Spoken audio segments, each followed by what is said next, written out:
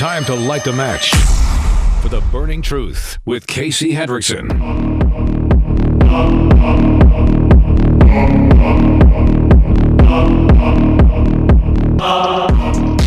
Good afternoon. Thank you for tuning in to The Burning Truth. I am your host, Casey Hendrickson. I just told the live stream audience on Rumble, go to rumble.com/Casey the host, that at 4:30, when we do that news break there, I'll do a Q&A, and they can ask me any questions that they want for that break period there, and we'll address them. A lot of people have questions about the trip. Other people want to ask other things, and we'll get that going at 4:30. So at 4:30, you got to be logged in, signed into Rumble, and we'll go ahead and do those questions then. Well, look at this.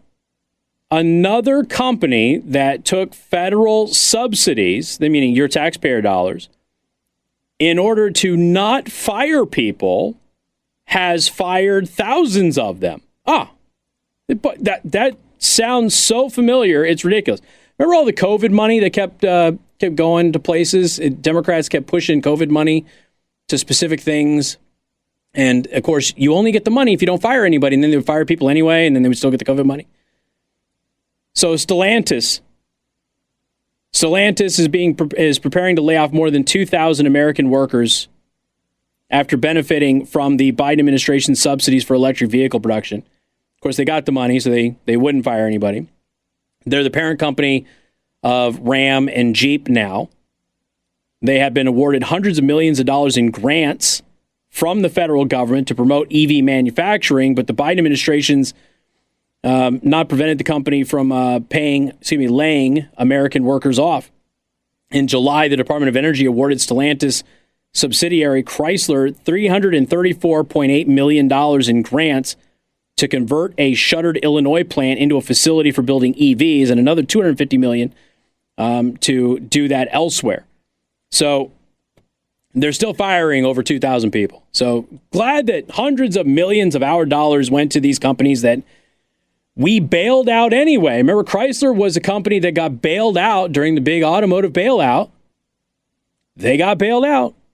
And I think Chrysler might have been the one that didn't pay it back. I'd have to double check. Don't quote me on that. I have to double check. So I went ahead and I found this chart here from Visual Capitalist. Thought this might be interesting as we're heading in. Economics are always going to be a big factor in the election. Of course, the economy came up a lot overseas when we were overseas, particularly the American economy. Hey, newsflash, Morgan, all of Europe says that our economy is trash too. Like, there isn't anybody out there that thinks our economy is good other than Joe Biden. He's the only guy. He's the only one. And they're less polite about it because when our economy sucks, their economy sucks. When our economy is good, theirs does fine. Get the gist? So Europeans not so happy with the American economy right now. Not that we generally care about their opinion, but it is nice that they are reinforcing what we already know. So I ran into this chart from Visual Capitalist on the purchasing power of $100 and each in every American state. So if you've got $100 in the state that you live, does it buy you $100 worth of things? Now, the worst state for this ratio is California, which surprises exactly nobody. So $100 in California is really only $88 in value. So if you have $100, when you go to California, you're only going to be able to spend $88 worth of stuff, or buy $88 worth of stuff. You won't get $100 worth. Hawaii's 89, Washington State is 90, Massachusetts is 91, so is New Jersey. New York is 92, New Hampshire's also 92, Oregon's 93, Connecticut's 94, Maryland is 95, so is Rhode Island, Colorado and Florida and Virginia are all $98. So for every $100, that's what you get there. Now, the national average is $103.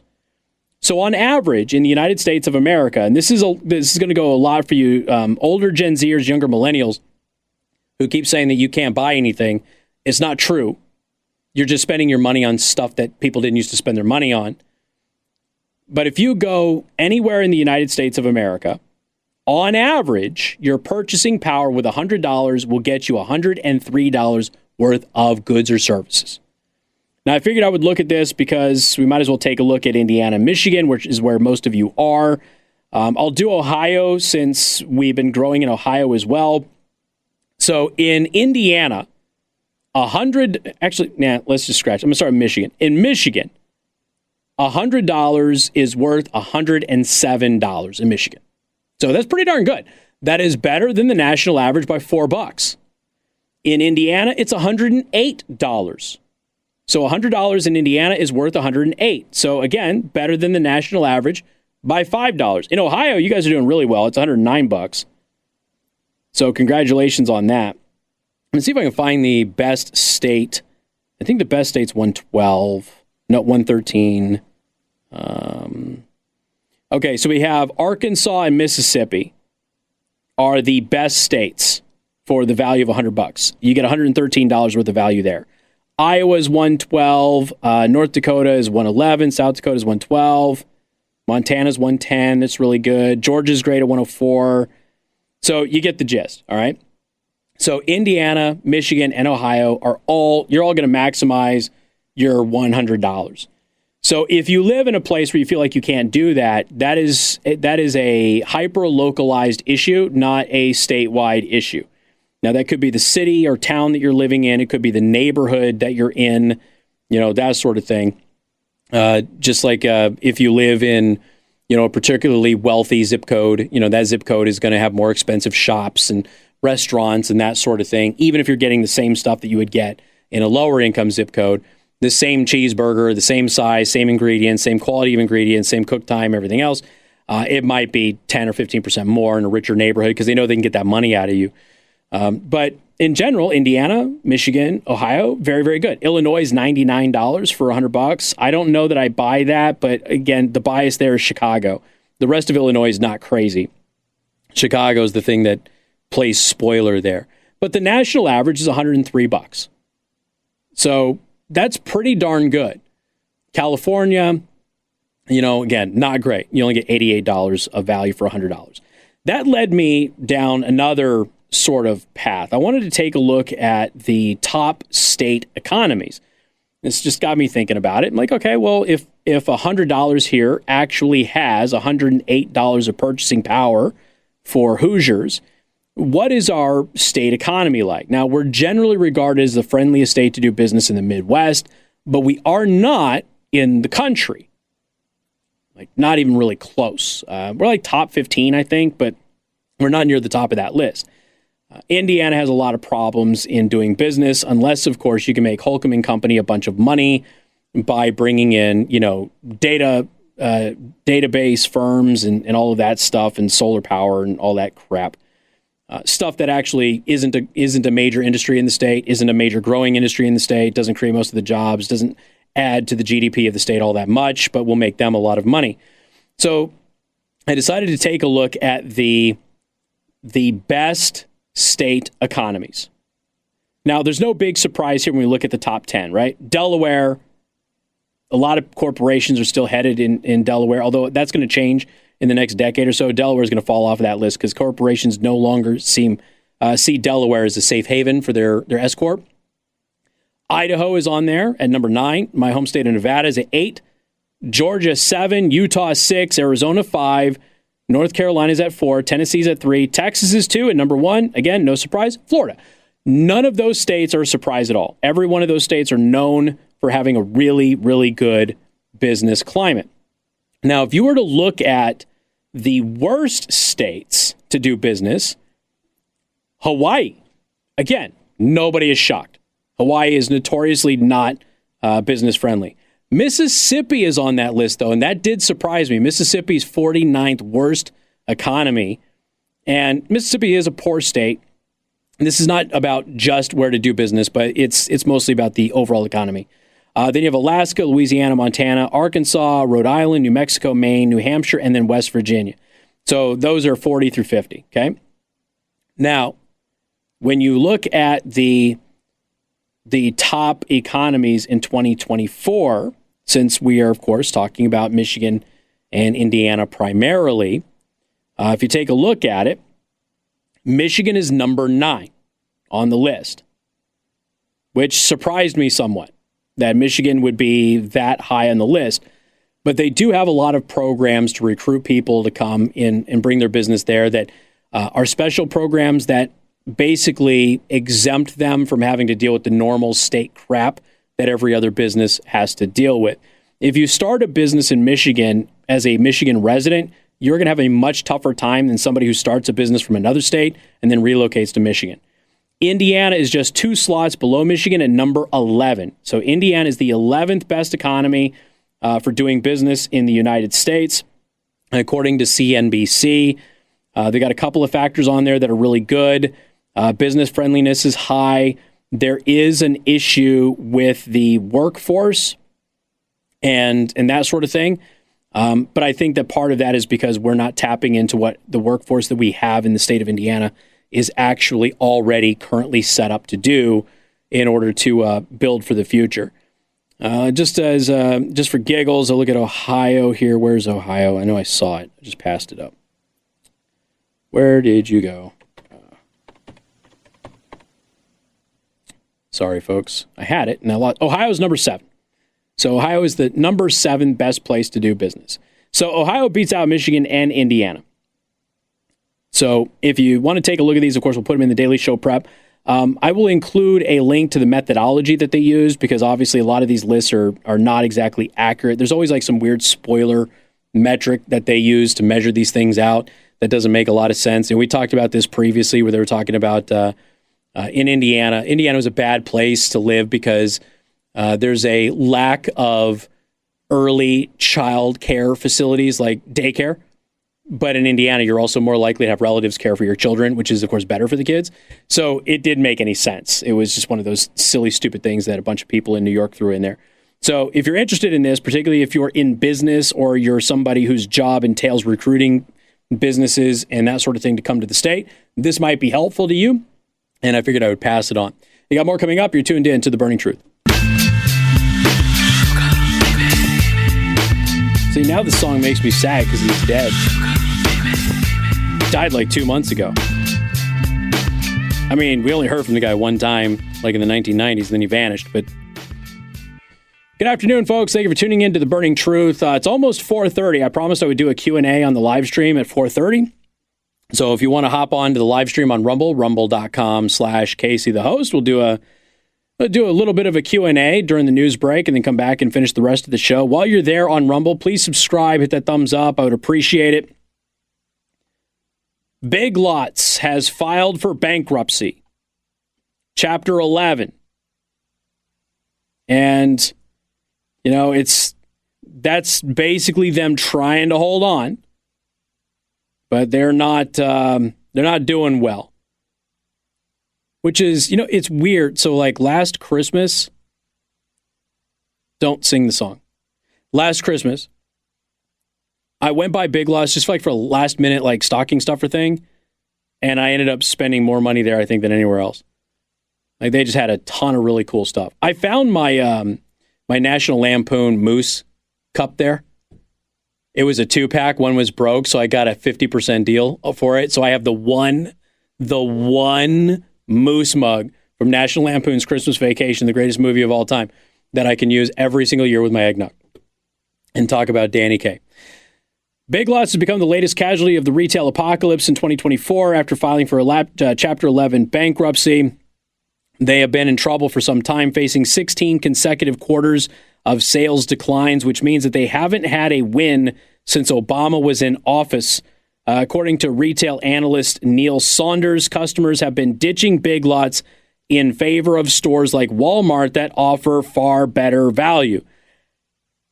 Do they, though? Okay, here's one thing that's always kind of weirded me out about Big Lots. So Big Lots like added that grocery section a while ago, right? I don't know why that's there. Like that is just a waste of space. Like I don't get it. Because the other stuff that I find at Big Lots tends to be of better value. They need somebody who, you know, isn't a Democrat to come in and restructure the store. Because they have that weird like side section there where they have weird colognes and perfumes that nobody wants. It's set up really, really awkward. But I don't understand why the grocery section is there at all. Nobody goes to Big Lots for groceries, for crying out loud. They delayed releasing their financial results last Friday. People knew what was coming. Their stock took a massive, massive tank as a result of that. So not a big surprise there. But Chapter 11, which means they're not done yet. They're not finished. They're trying. But then you had the jobs numbers, which came out when I was on vacation. So the jobs numbers came out last week. Surprise. Hey, Morgan, they're shocked again. Weaker than expected. Every single month, they're shocked by how weak the jobs report is. That is staggering. Huh. Hey, guess what else happened, Morgan? What do I tell everybody every single time the jobs number comes out? You got two things happening, right? You got the current month job numbers and the revision of the other one, right? And what do I tell everybody is going to happen every single time? They're going to revise them down, right? Oh, look at that. They revised them all down. Oh, what? Is this a case of Casey being a genius? No. It's a case of this being literally the same thing that has been happening year after year, month after month. You have to be a blithering idiot if you don't know this is coming. It is newsworthy when they don't revise it down. U.S. job growth was significantly weaker than expected in August. Duh. And job growth in prior months was revised down, suggesting that the labor market is even weaker than it looks. And it looks weak, but it's worse. The prior month's jobs estimate was revised down from 114,000. Remember with the 114,000 number, Morgan, which wasn't good? And we were like, watch, it's going to revise down. Yeah, it went down to 89,000. Morgan, is 114 to 89 small or large? That's a pretty significant hit. Pretty significant hit, don't you think? Now, this is after two separate times where they have gone back and revised previous years down to be millions of jobs less than you were previously told. The June figure was revised down by 60,000 jobs. Now, the fun part comes next, because next, I get to tell you what types of jobs are actually being created. And you'll be able to tell me if you happen to notice any similarities to what I've told you in the past. Ladies and gentlemen, we'll do a quick Q&A on Rumble during this news break. Go to rumble.com/Casey the host.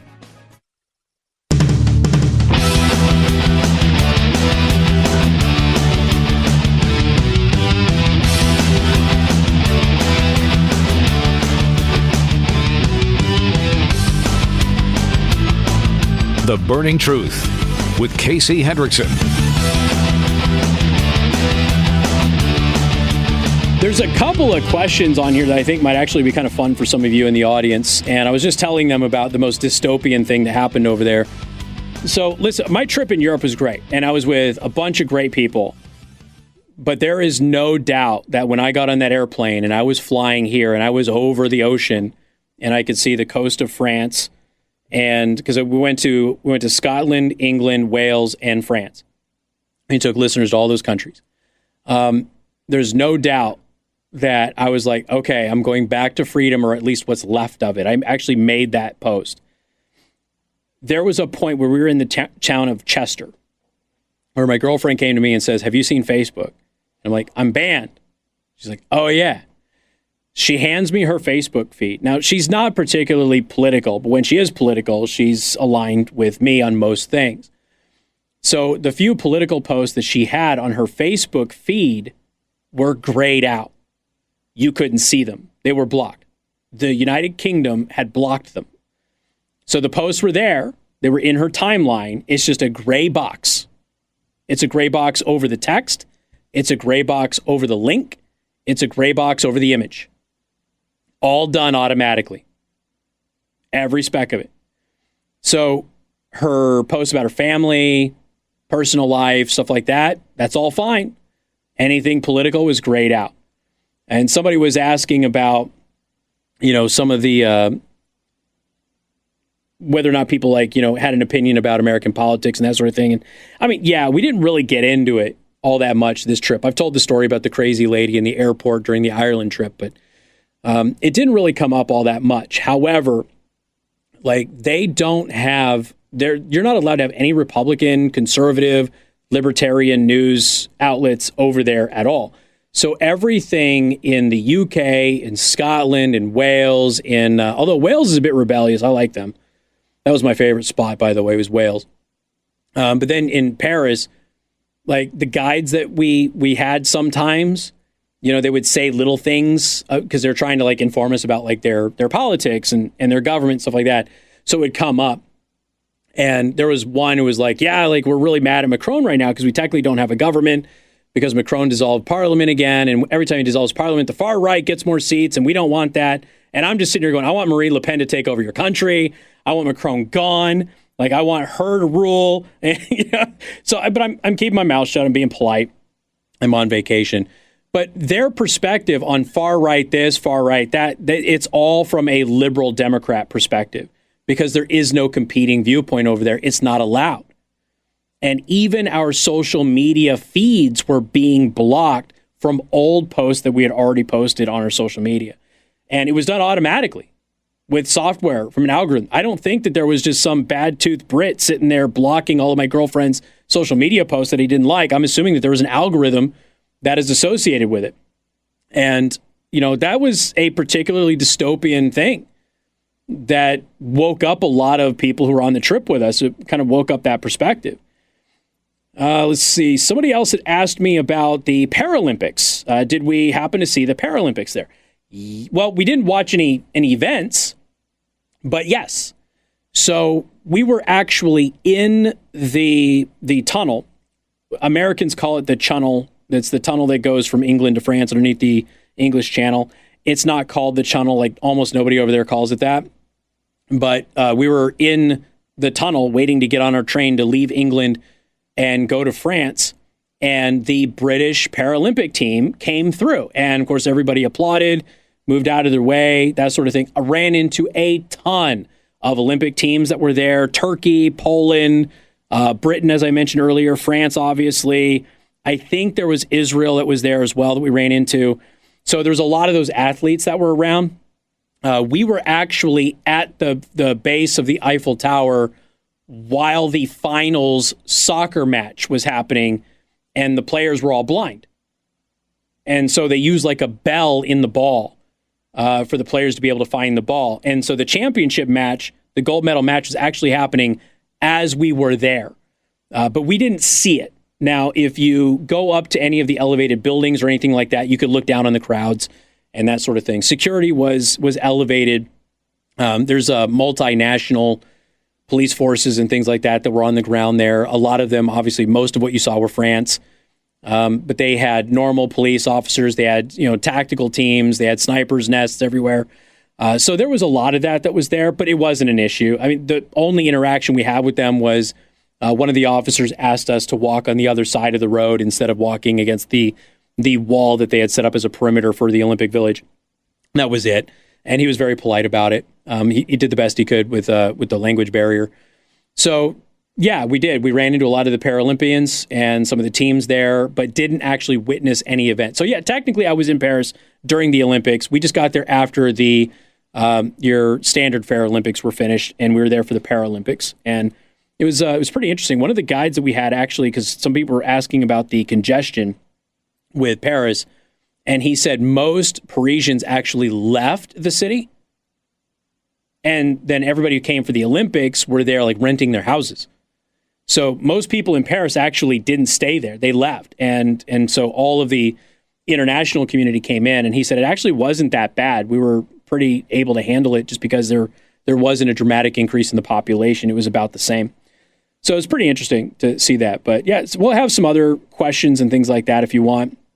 Did I swim in the Seine River? No. But I did take a boat ride. As a group, we had a boat ride on the Seine River in Paris that we had a dinner with. The thumbnail on the Rumble video today of me in the suit jacket, which has some of you all flipping out about, because yes, occasionally I do wear one. That was actually while I was on the boat. Girlfriend took that picture with Paris in the background. And I saw the Little Sister Statue of Liberty, which is in Paris as well. So it's the Statue of Liberty, but it's the small one that's in Paris that faces New York.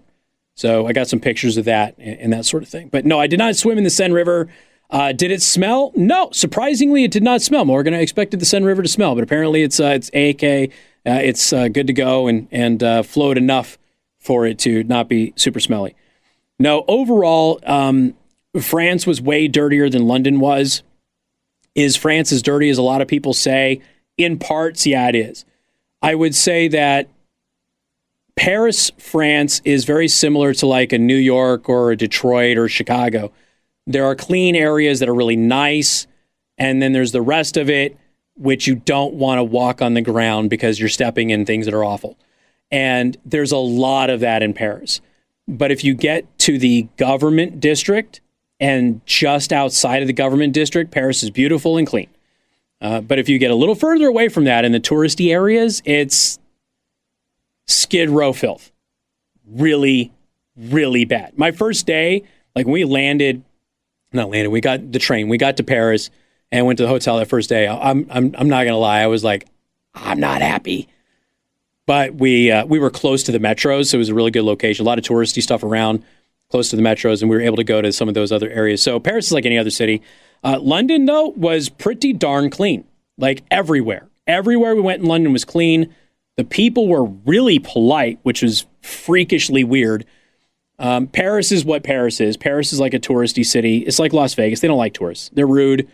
They don't like you. They're very short with you. The moment you get outside of the city limits of Paris, super friendly, very nice, very clean. They're very inquisitive about us and talkative with us as best as they can be. So Google Translate is your friend if you ever travel there. Had an absolutely really, really, really good time. Once we figured out after that first half day that we were there where we didn't want to go, we went to the good areas in Paris. Never had an issue. Not at all. Not even remotely. So, but London, I had no interest in going to London. None. Like, I don't care about London. Never have cared about London. I wish I had another day or two there. It was a really cool city. So I enjoyed London quite a bit. My favorite spot was Carnarvon, which is in Wales. And that castle is phenomenal, and the people there are awesome. They're like rebels. They refuse to say that they're British because they're Wales, and just a very, very cool culture down there. Very, very impressive. Like them quite a bit. Also really like the people in Scotland. They were cool too. All right. So if you have any more questions like that, you can go to rumble.com/Casey. Those you can put them on there, and we'll address them during the news breaks. I'm not going to talk about the trip anymore today. We do have more coming up, including a list of 25 things that should be asked at the debate, but won't. We'll talk about that next on The Burning Truth.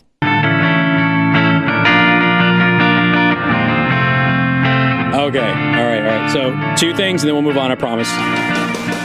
Blood pudding came up. Yes, they have blood pudding in the UK as well. They're not as good at it as Ireland. And if you're ever in Ireland, yes, try the blood pudding. I know it sounds gross to some of you. Trust me, the Irish know what they're doing. I got it as like I got to try them here. Like, okay, I'm not going to like it, whatever. I had blood pudding when I was in Ireland like 6 years ago. I had blood pudding every morning. It was that good. I wish that I could make it at home. It is a really good dish when the Irish do it. When the British do it, not so much. It's not awful. It just wasn't great. Wasn't worth the time. And then haggis came up because we were in Scotland. I had haggis twice. Haggis is good. Don't know what else to tell you. Haggis is good. Every single person who had it in our group said the same thing. I'm not aware of anybody who did not like it. I'm sure there was. Everybody who had the haggis in Scotland liked it. So it's now it was never presented to us in the lining of the stomach, which is traditional. There's a reason for that. They presented it to us outside of that stomach lining, but they told us the history of why it was presented that way and what the reason for that was. And it was a very practical reason, which didn't apply to the 2 restaurants we were at where we had it. But the haggis was actually very good. And I would encourage you, if you ever go to Scotland, to try it. And I think that you'll be pleasantly surprised. Okay, now back to the economy thing. Weaker than expected jobs, previous jobs reports revised downward. Guess what continues to be the jobs that are growing in this country? Part-time full-time jobs. The United States lost in August. August was last month, right, Morgan? Lost 438,000 full-time jobs. Folks, we lost almost 500,000 full-time jobs in a month. With a month. Now, that is according to the federal government's own data. The number of part-time jobs rose 527,000 in August. Well, isn't that interesting? So we lose 438,000 full-time jobs, but we gain 527,000 part-time jobs. So once again, the United States of America is hemorrhaging full-time employment while Americans can only find part-time employment in most places. That is not good. It doesn't matter how you slice it. That is terrible. And that kind of leads into the debate situation because ABC News, of course, doing the debate. 25 questions here from Newsbusters that moderators should ask Harris at the debate. Should death row inmates have the right to vote? This is important because she has said that they should. Do you support the elimination of private health insurance, as she has previously stated she would, now says she doesn't? How can you claim to unite the country when you were named the most liberal senator in 2019? And again, that's multiple outlets, not just GovTrack. Should biological males who identify as women be allowed to compete in women's sports? Do you support any limits on abortion? When does life begin? Do you support the efforts of Democrats to keep candidates Jill Stein, Cornel West, off of the ballot to try to keep some candidates, RFK Jr., on the ballot after they've left the race? Is this pro-democracy? This is such a good question. Now, if you are not familiar with what's happening here, the Democrats fought tooth and nail to keep Jill Stein and Cornel West off of the ballot when you go vote for president in November. They don't want them pulling votes away from Democrats. RFK Jr. dropped out of the race, endorsed Donald Trump. The Democrats' legal team has been fighting states to keep RFK Jr. on the ballot so that he hopefully pulls votes away from Trump. So how can you have the stance that some candidates can't be on the ballot and others shouldn't be on the ballot? How is that consistent at all? Now that Hunter Biden has pled guilty to tax evasion, another thing that happened when I was on vacation, do you have any regrets about your advocacy of Trump's impeachment over seeking more information on Hunter's influence peddling? Would you overturn Biden's ban on LNG exports? If not, how can you really claim to be tough on Russia? What is the great national security threat? China or climate change? The greater. Who will be more prevalent in the Harris administration, environmentalists or unions with EV concerns? Because there are competing concerns. How can voters trust your national security judgment when in 2019 you said Donald Trump was the greatest threat to U.S. national security? Given October 7th and everything that has happened since, was it a mistake for President Biden, former Vice President Biden, my apologies, been away for 2 weeks, to take the Houthis off the terrorist organization list? Do you support ending the Senate filibuster? Do you support adding justice to the Supreme Court? How can voters trust you on the economy when even liberal Washington Post columnists are attacking your price control plan? How do you plan to tackle the national debt without serious spending reforms? Did Biden overspend, causing inflation? Did colleges violate Title 11 by not ending anti-Israel and often anti-Semitic demonstrations earlier this year? Is America a systemically racist country? Did you conceal anything about Biden's mental and physical condition from the American people? How can you claim to be pro-democracy candidate when you're essentially appointed as the nominee? Again, no votes. Did you really work at McDonald's? You never mentioned it until you decided to run for president. The McDonald's story is another thing that broke when I was gone. That's been an interesting one to kind of watch. We got more coming up. You're tuned into The Burning Truth. Podcasts by Federated Media.